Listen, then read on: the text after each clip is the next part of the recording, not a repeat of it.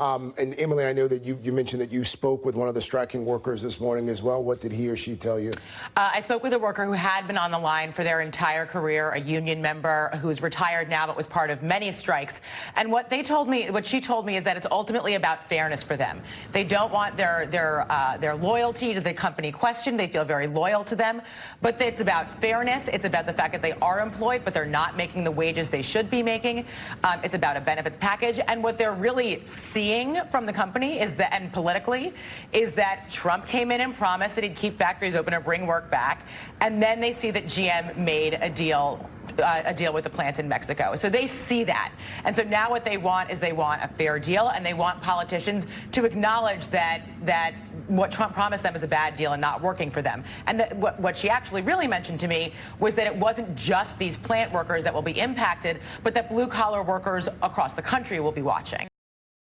All right, let's remind folks what the president said. Again, we're talking about a crucial block of voters here, Midwestern voters. This is something that the president said back in 2017, but we'll play it and we'll talk about it. I rode through your beautiful roads coming up from the airport, and I was looking at some of those big, once incredible job-producing factories, and my wife, Melania, said, "What happened?" I said, "Those jobs have left Ohio. They're all coming back. They're all coming back. Coming back. Don't move. Don't sell your house." I remembered that, Brett. I was actually in that airplane hangar back in 2017 in Youngstown, Ohio. Heading into 2020, how vulnerable is the president with this particular voting bloc? Yeah, I mean, the politics of this are fascinating because even though the president's margins in Ohio were pretty big, the margins in Michigan and other states where GM has plants were extraordinarily narrow. So if this is a strike that lasts beyond 2 or 3 weeks, that goes into months, the politics of it are going to be very difficult for the president. He's got a split base. He's got a base on the one hand that is the business community, that is sort of rooting for Mary Barra, corporate efficiencies, all the rest of that.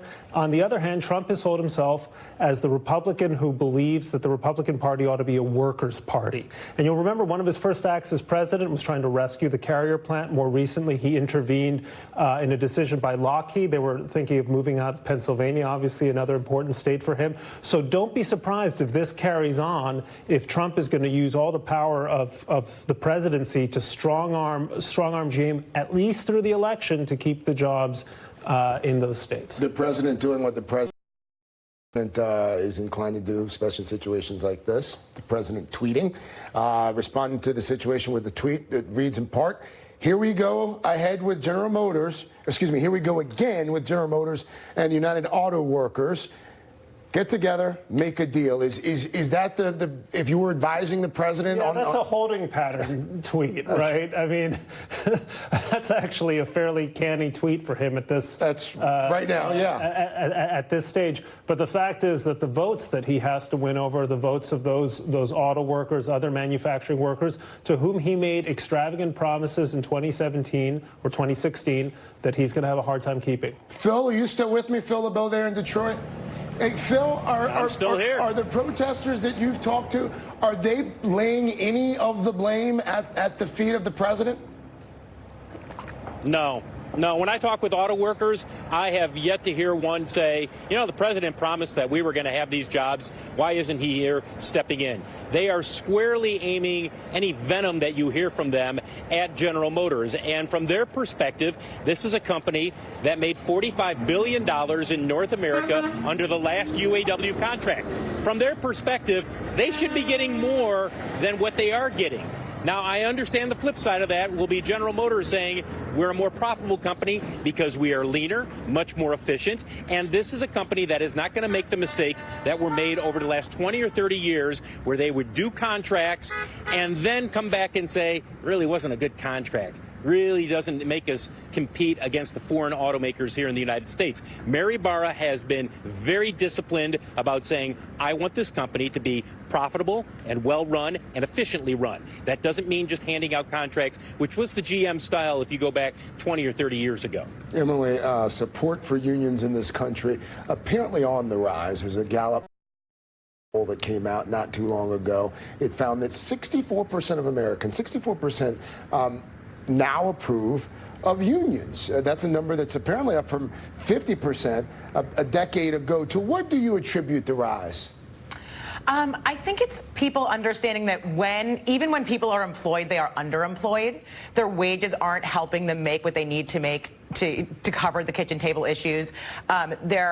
They're seeing that when they're employed, they have to hold 2 or 3 jobs. It's particularly in a gig economy. The only reason that a lot of people are able to afford insurance now is because of the Obamacare open market, which is being continuously gutted by the Trump administration. So I think people understanding all of that and looking back and looking at our history and saying what actually got us to this point. A lot of it is unions. It's the 40-hour work week. It's paid vacation. It's paid overtime. And so people understanding that, but also looking at where unions are growing. They're growing in private sector. Look, the largest growing union, I believe, is SEIU. And they are growing in healthcare workers. And they are growing in home aides. And so understanding that people that do all of these jobs that are not just the sort of stereotypical maybe plant line as the economy evolves are unionizing and seeing benefits from it and knowing the history of how we got here.